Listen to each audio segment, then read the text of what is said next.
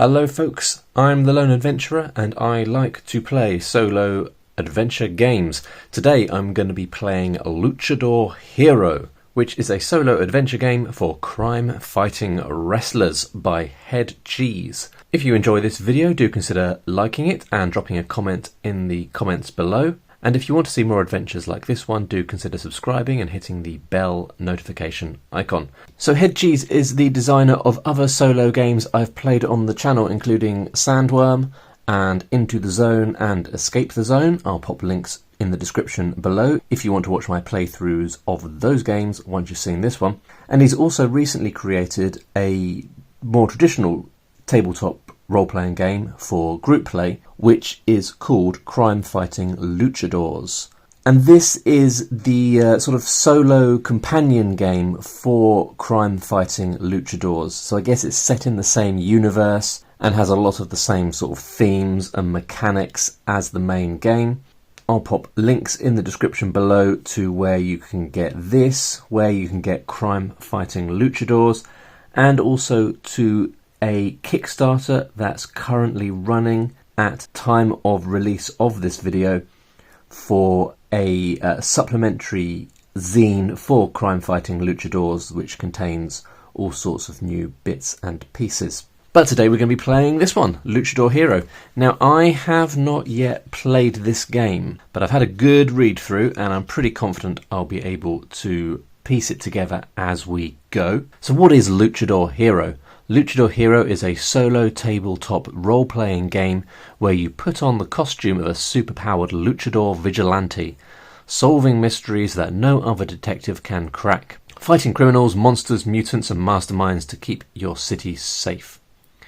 So this is a game that is inspired by, I guess you could say, almost cheesy serial fiction. Things like the original TV Batman. I think actually, was there a Batman before this one? I think there might have been. But the 60s Batman, the one where, you know, when they hit each other, the words pow and kathwack appeared in comic book letters around the screen. And also Venture Brothers, which I'm a fan of. Scooby-Doo, who doesn't like Scooby-Doo? And other things like that. So we are in a sort of a fantastical universe in which sort of anything could happen, really. But the games that you play will be self-contained adventures, beginning, a middle and an end. They won't take themselves too seriously.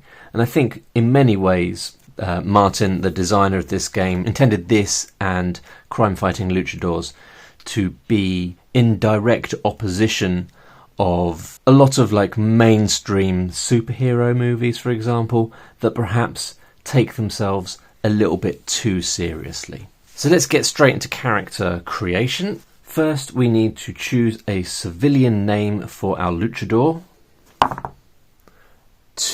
Oh, is that in shot? Yes, it is. 2. So that gives us Juan or Juanita.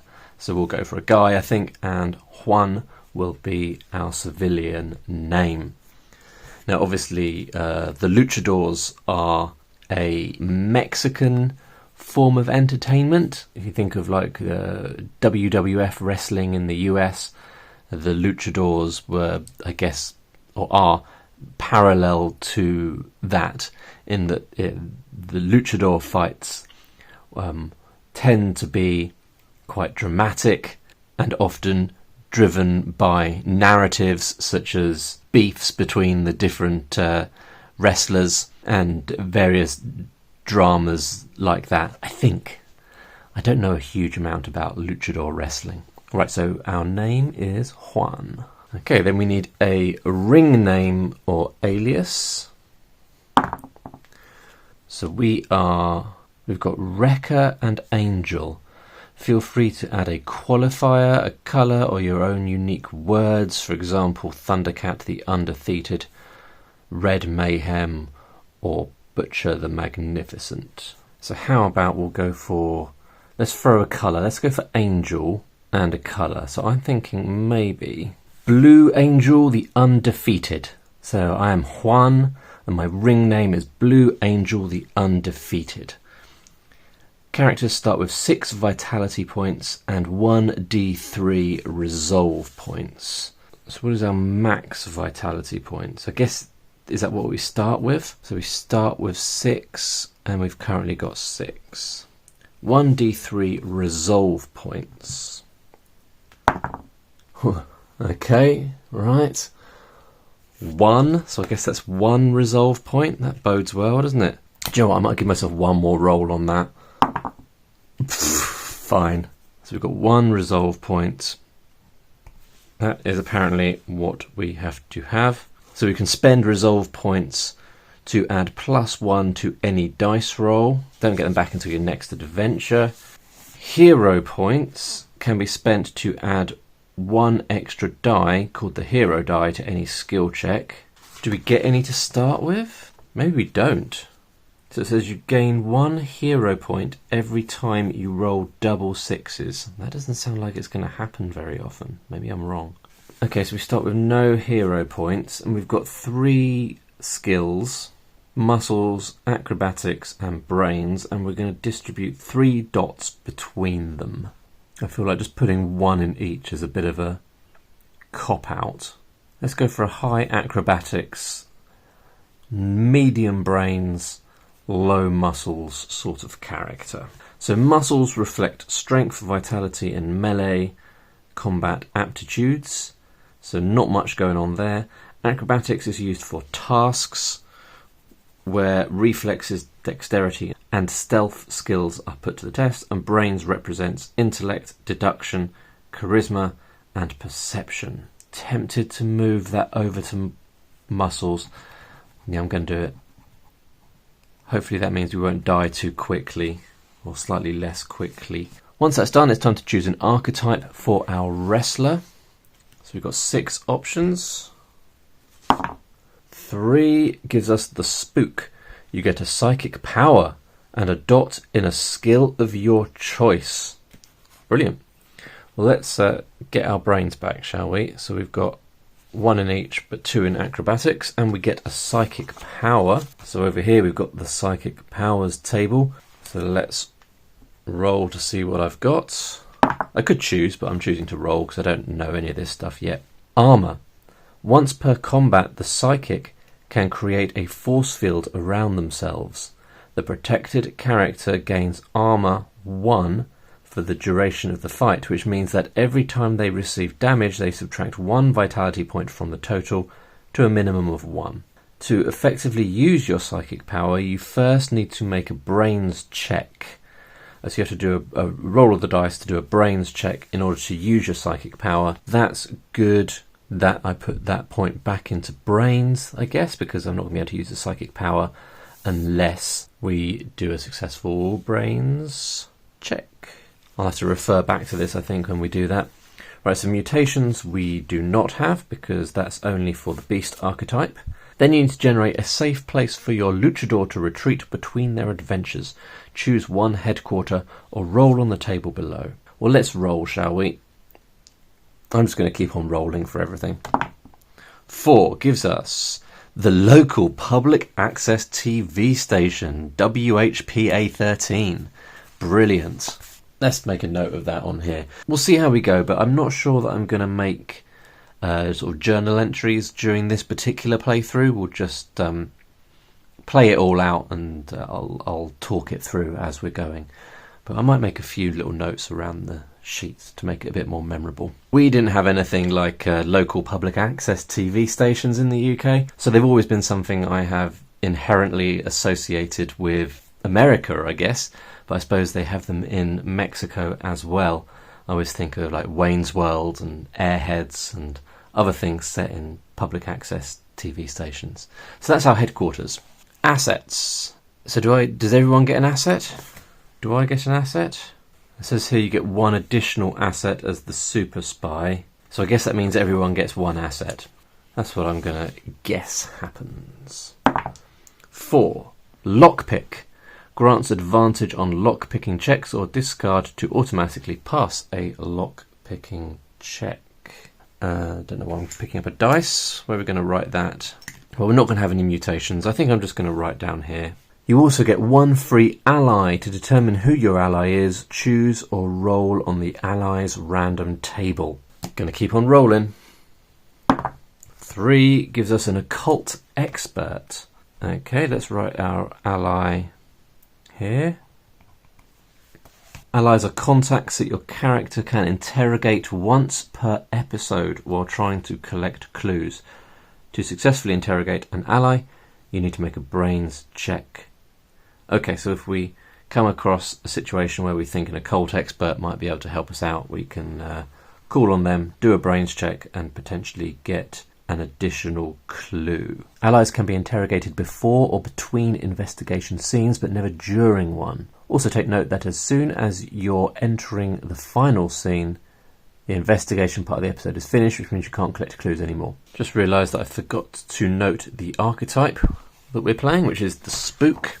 And then we need a drive, a hero drive, something that propels us to do what we do. 3, protect someone. So who are we going to be protecting?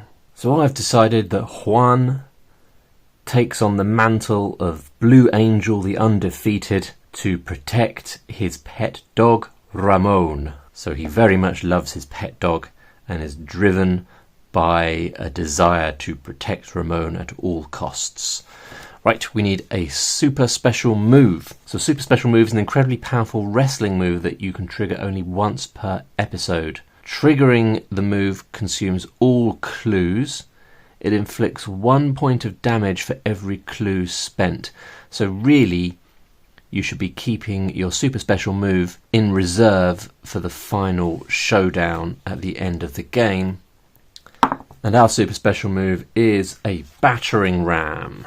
So I don't think the type of super special move that you've got is particularly important. We can just imagine our character doing a battering ram, which I think I can probably work out how exactly that goes.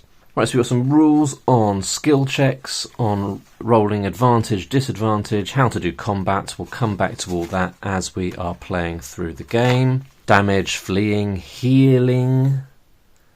Need to remember that a short rest in a quiet place will restore 3 vitality points. So we can't rest during a scene if there are enemies or traps. And we can only rest once per scene, location. And when you're resting, there's a chance that you'll be disturbed by enemies. Alright, so over the course of a game session, we'll be playing through an episode. And an episode is made of scenes.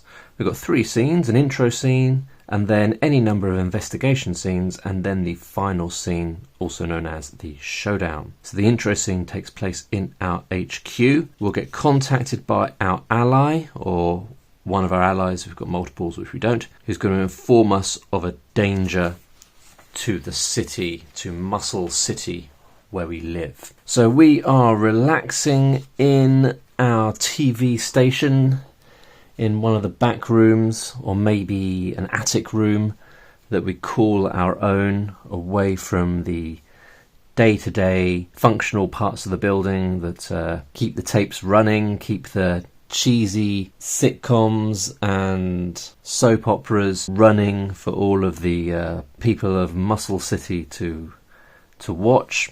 And suddenly we receive a phone call from our ally, the occult expert, who probably runs an occult shop somewhere in the city, or maybe is an academic at the local university, probably an academic at the local university, has a PhD in occult studies. And what are they going to tell us about? They tell us about a strange phenomenon that is going on at La Mueva Vampiro, a nightclub on Main Street. The crowd refused to leave after the last call and kept dancing even when the staff cut the music. The bouncers who intervened and tried to escort them outside were severely beaten and pushed down the stairs. Looks like your destination is La Mueva Vampiro. Alright, so I'm guessing from the name of the nightclub that we've got some kind of bloodsucker issue here. And maybe the vampires who run the nightclub are compelling the revellers to continue to dance, to keep the party going and to keep the blood flowing even though the night is drawing to a close. So we need to get over there. So every intro scene contains one enemy, one task, and one clue. So first of all, when we get to the nightclub, what enemy do we discover? 6 gives us a Fleabag Chupacabra. Who saw that coming? So the vampires have employed a Fleabag Chupacabra who is presumably skulking in the alley out the back of the nightclub where I am trying to break in order to find out what the heck is going on. Right, so the Chupacabra has got vitality points of 3. What does DR stand for again? DR is difficulty rating. So enemies' difficulty ratings range from 2 to 6. And then VP is how much health we need to knock off. So 3, that doesn't sound too bad, does it? Famous last words. Difficulty rating of 3, so that's towards the lower end, I suppose. A round of combat, we roll 1d6, add a number of d6 equivalent to our muscles. So that's only 1, unfortunately, so we're always going to be rolling 2d6. Then we'll compare the highest result to the enemy's DR, the DR of the enemy we want to attack. If we're higher than the enemy's DR, we deal damage equal to the difference between our score and the enemy's DR. Alright, and hopefully we won't be lower, but we'll look at that if we fail. So we're rolling 2 dice. We're trying to get higher than 3. Oh, just one higher. So we take the higher of the 2 dice.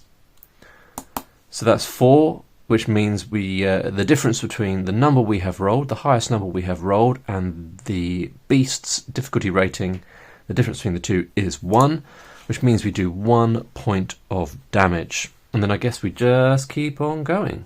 Yep, we're just trying to knock them down to 0. Right. So we're going to have another go. So they are now down, the Chupacabra is now down to 2 vitality points. Oh, that's more like it. So 5, that's a difference from the difficulty rating to the number rolled of 2, which means we're taking 2 more vitality points off the Chupacabra, knocking the Chupacabra out. Phew. Alright, doesn't look like we get anything for taking the enemy down. Nope. Alright, so that's the enemy out of the way.